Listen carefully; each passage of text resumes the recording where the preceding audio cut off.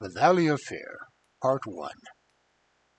The Tragedy of Birlstone. Chapter 1. "I am inclined to think," said I. "I should do so," Sherlock Holmes remarked impatiently. "I believe that I am one of the most long-suffering of mortals, but I admit that I am annoyed at the sardonic interruption." "Really, Holmes," I said severely, "you are a little trying at times." He was much too absorbed in his own thoughts to give any immediate answer to my remonstrance. He leaned upon his hand with his untasted breakfast before him, and he stared at the slip of paper which he had just drawn from its envelope.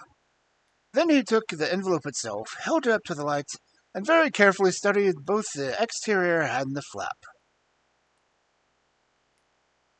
"It's a Porlock's writing," said he thoughtfully.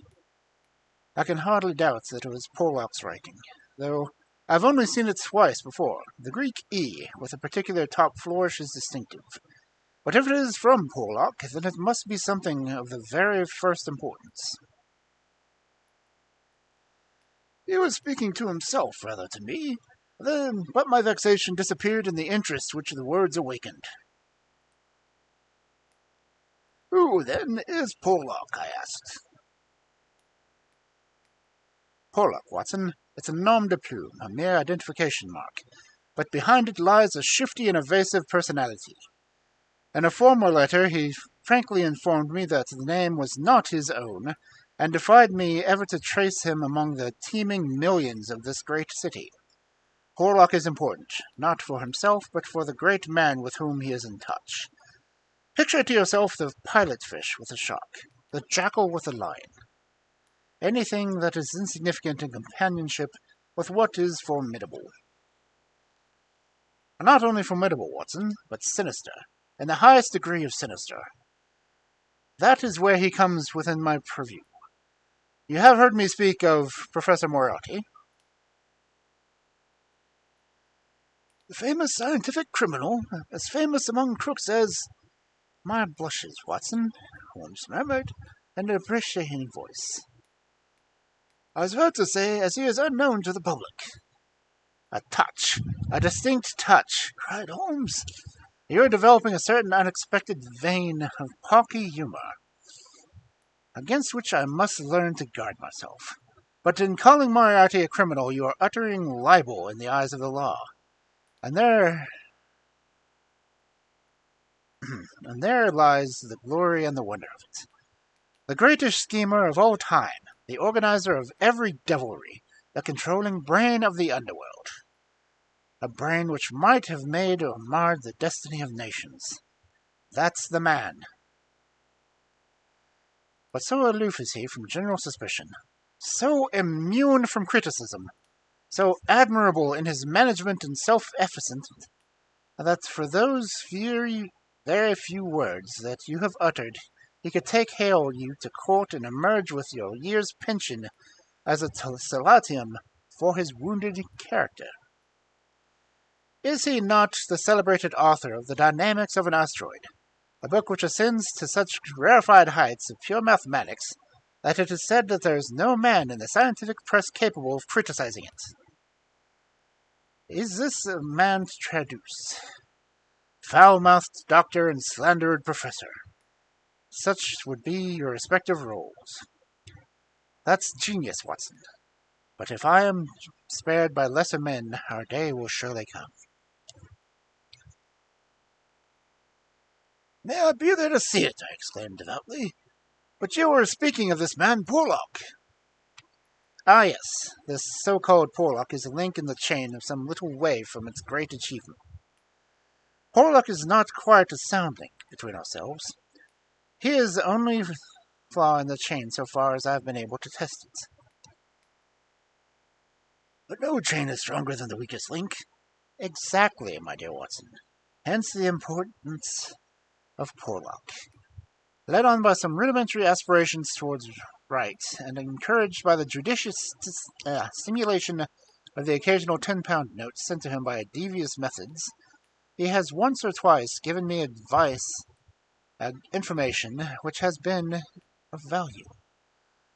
The highest value which anticipates and prevents rather than avenges crime.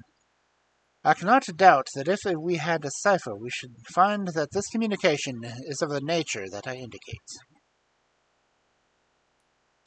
Again, Holmes flattened out the paper on his used plate. I rose again, leaning over him, staring down at the curious inscription, which ran down as follows. 534, C2, I3, I27, 36, 31, 417, 2141. Douglas 109 293 537 Birlstone 26 Birlstone 9 127 171. What do you make of it, Holmes? It's obviously an attempt to convey secret information. But what is the use of a cipher message without a cipher? In this instance, none at all. Why do you say, in this instance? Because there are many ciphers which I would read as easily as I do the acrophobia of the agony column. Such crude devices assume the intelligence without fatiguing it. But this is different. It is clearly a reference to the words in a page of some book. Until I am told which page and which book, I am powerless. But why Douglas and Birlstone? Clearly because those words which are not contained in the page in question. Then why has it not indicated the book?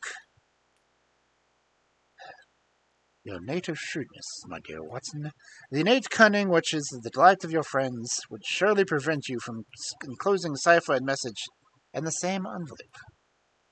Should it miscarry, you are undone. As it is, both have to go to the wrong before any harm comes of it. The second post is now overdue, and I shall be surprised if it does not bring us either a further letter of explanation or, as is more probable, the very volume to which these figures refer. Holmes' calculation was fulfilled within a very few minutes by the appearance of Billy, the page, with the very letter which we were expecting. The same writing, remarked Holmes, as he opened the envelope, and actually signed. He added with an exultant voice as he unfolded the epistle. Come, we're getting on, Watson. His brow clouded, however, as he glanced over the contents. Dear me, this is very disappointing. I fear, Watson, that all our expectations come to nothing. I trust that the man Sherlock will come to no harm. Dear Mr. Holmes, it says, I will go no further in this matter. It is too dangerous. He suspects me. I can see that he suspects me. It came to me quite unexpectedly after I had addressed this envelope with the intention of sending you the key to the cipher. I was able to cover it up. If he had seen it, it would have gone hard with me, but I read suspicion on his eyes.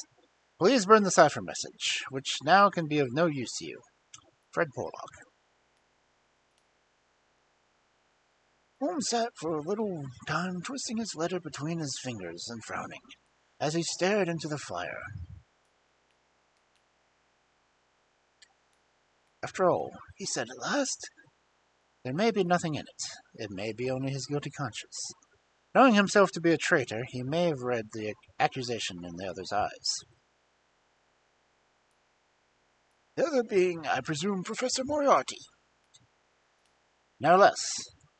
When any of that party talk about he, you know whom they mean.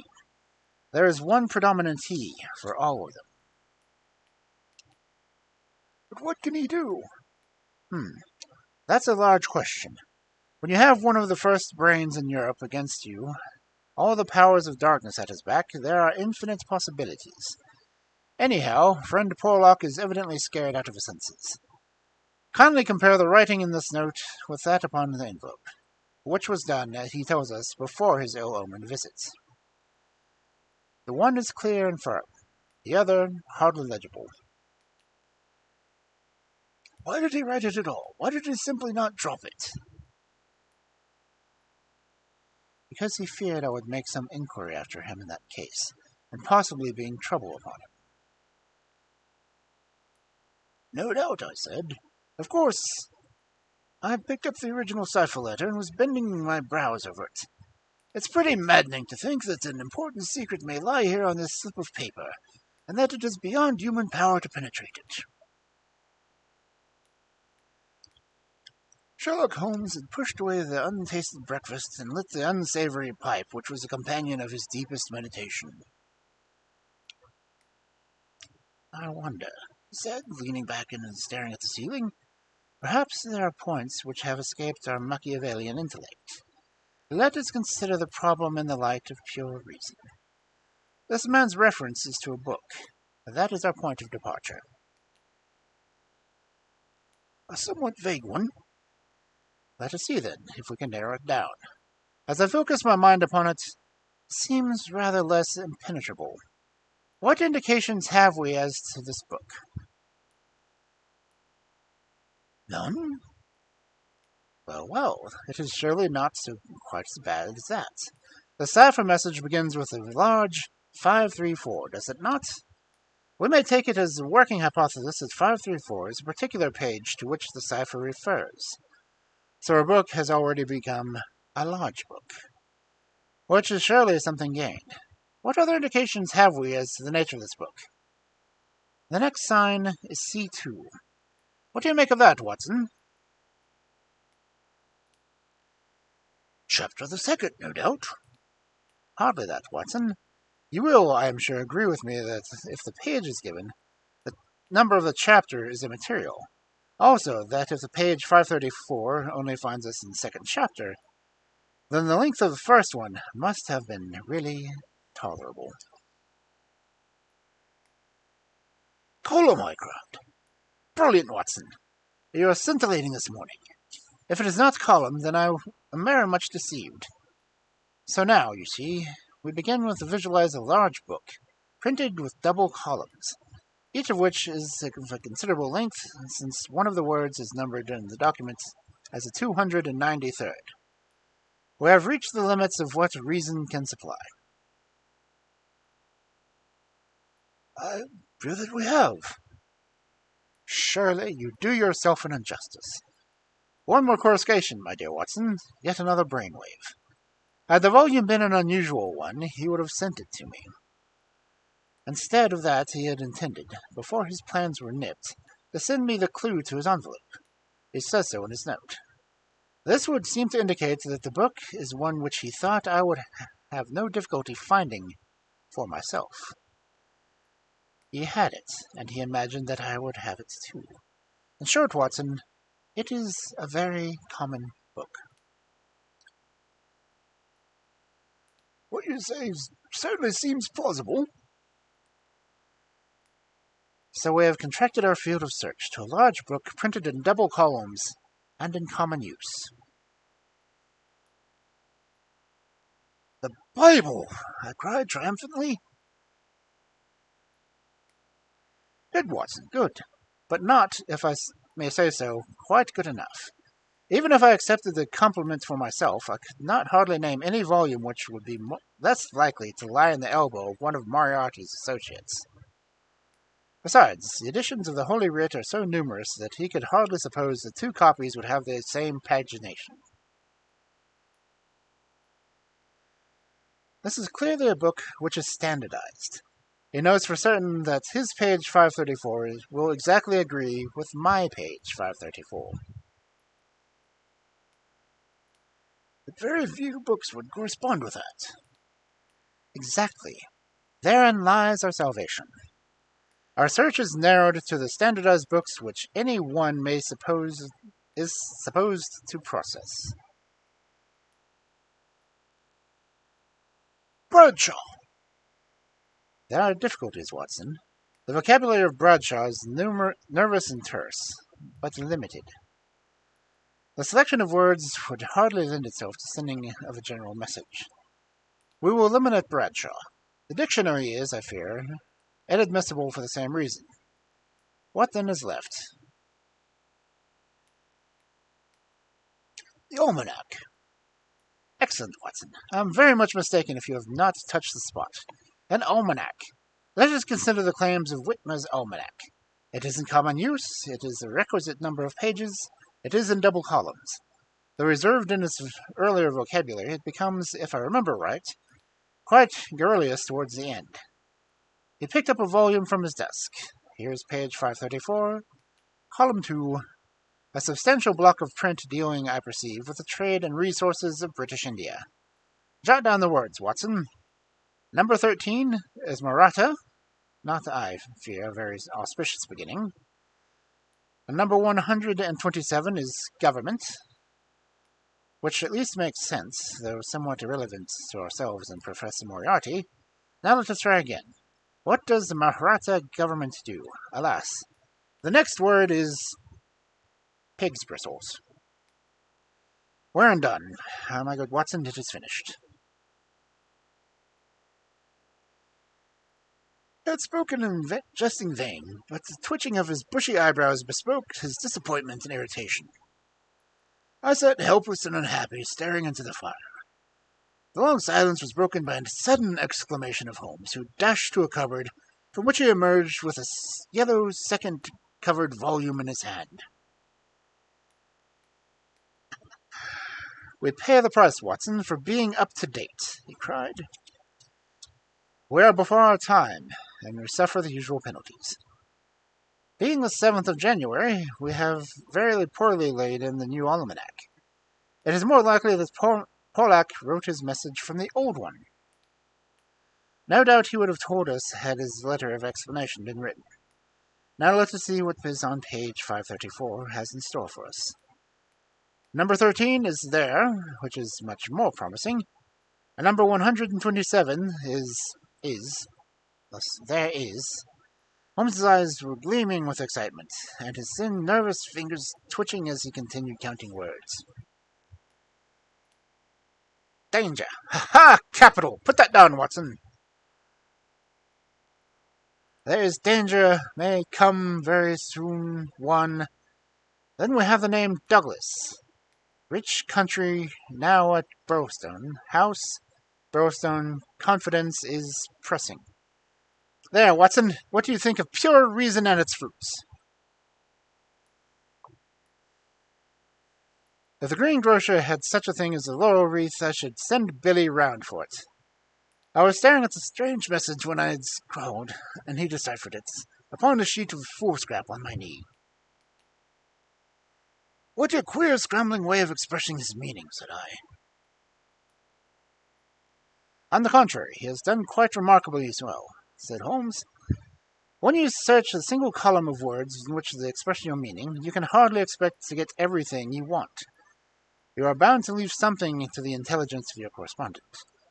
The purport is perfectly clear. Some devilry is intended against one Douglas, whoever he may be, residing, as stated, a rich country gentleman. His confidence was as near as he could get to confidence. That is pressing. There's our result, and a very workmanlike bit of analysis it was. Holmes had the impersonal joy of a true artist in his better work, even when he mourned darkly when it fell into the high level to which he aspired. He was still chuckling over his success of the billy swung over the door, and Inspector MacDonald of Scotland Yard was ushered into the back room. Those were the early days at the end of the 80s, when Alec MacDonald was far from attaining the national fame which he has now achieved.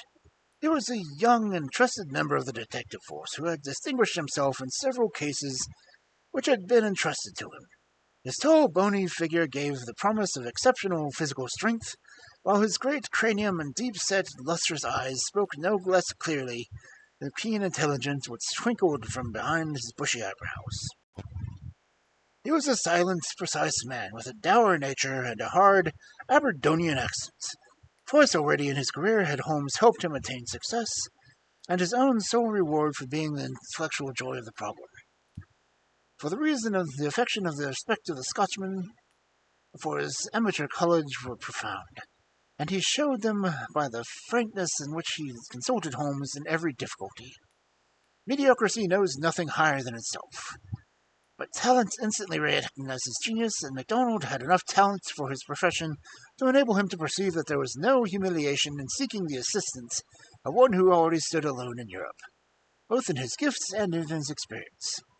Holmes was not prone to friendship, but he was tolerant of the big Scotchman and smiled at the sight of him. "An early bird, Mr. Mac," said he. "I wish you luck with your worm. I fear this means that there is some mischief afoot." If you said hope instead of fear, it would have been nearer to the truth. "I'm thinking, Mr. Holmes," the inspector answered with a long grin. "Well, maybe a wee nip would keep out the raw morning chill. No, I don't smoke, thank you. I'll have to be pushing on my way, for the early hours of the case are the precious ones, and no one knows better than yourself, but... The inspector had stopped suddenly, and was staring with absolute amazement at the paper upon the table. It was a sheet upon which I had scrawled the enigmatic message. "Douglas," he stuttered. "Birlstone? What's this, Mr. Holmes? Man, it's witchcraft! Where in the name of it all did you get those names?" "It is a cipher that Dr. Watson and I have had the occasion to solve. But why? What's amiss with the names?" The inspector looked from one to the other of us in dazed astonishment. "Just this," said he, "that Mr. Douglas of Birlstone Manor House was horribly murdered this morning."